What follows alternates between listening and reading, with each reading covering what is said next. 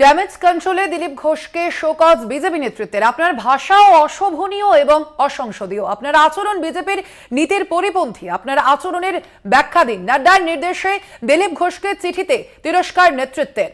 গতকালই যে ঘটনা ঘটেছিল, অর্থাৎ মঙ্গলবারই তিনি প্রচারে বেরিয়ে দিলীপ ঘোষ যে মন্তব্য করেছিলেন, সেই মন্তব্যের প্রেক্ষিতেই কিন্তু তার কাছ থেকে জবাবদিহি করেছে বিজেপির শীর্ষ নেতৃত্ব। এ বিষয়ে আমরা আরো বিস্তারিত জানবো। ফোন লাইনে রয়েছেন প্রতিনিধি দেবাশিস সেনগুপ্ত। দেবাশিস, সেক্ষেত্রে সেই শোকজ বা জবাবদিহি তলবের পরে কি দিলীপ ঘোষের এই পরবর্তী পদক্ষেপ, অর্থাৎ তারপরে কি তিনি দুঃখ প্রকাশ করলেন খানিক চাপে পড়েই?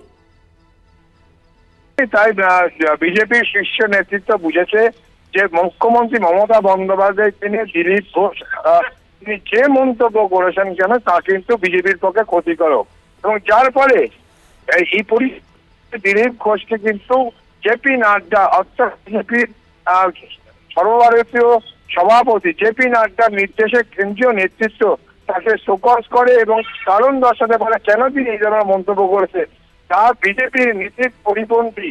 এবং রাজনৈতিক বিশেষজ্ঞরা মনে করছে যেহেতু যে ধরনের মন্তব্য দিলীপ ঘোষ করেছে, কুরুচিকর মন্তব্য মুখ্যমন্ত্রী মমতা বন্দ্যোপাধ্যায় সম্বন্ধে, তা নিয়ে কিন্তু গতকালই সোশ্যাল মিডিয়ায় কিন্তু রীতিমতো সমালোচিত হয়, এবং যার ফলে বিজেপি বুঝতে পারে যেটা রীতিমতো ড্যামেজ হবে নির্বাচনের প্রাক্কালে, এবং সেই জায়গায় দাঁড়িয়ে সেই ড্যামেজ কন্ট্রোল করার জন্যই এই শোকজ করা, এবং যার পরিপ্রেক্ষিতে কিন্তু দিলীপ ঘোষ দুঃখ প্রকাশ করেছে। অর্থাৎ একটা বিষয় স্পষ্ট যে যেভাবে কুরুচিকর মন্তব্য করেছে মুখ্যমন্ত্রী মমতা বন্দ্যোপাধ্যায় সম্বন্ধে, তা কিন্তু বাংলার মানুষ ভালো চোখে নিচ্ছে না। কেন জানে বাংলার মানুষের যে সেন্টিমেন্ট, মমতা বন্দ্যোপাধ্যায়ের যে আবেগের যে জায়গা, সেই জায়গায় মমতা বন্দ্যোপাধ্যায় সম্বন্ধে এই ধরনের মন্তব্য বাংলার মানুষ মেনে নেবে না।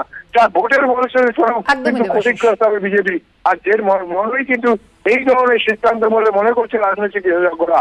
সোনালী, ধন্যবাদ তোমাকে দেবাশিস। আমরা কথা বললাম আমাদের প্রতিনিধি দেবাশিস সেনগুপ্তের সঙ্গে।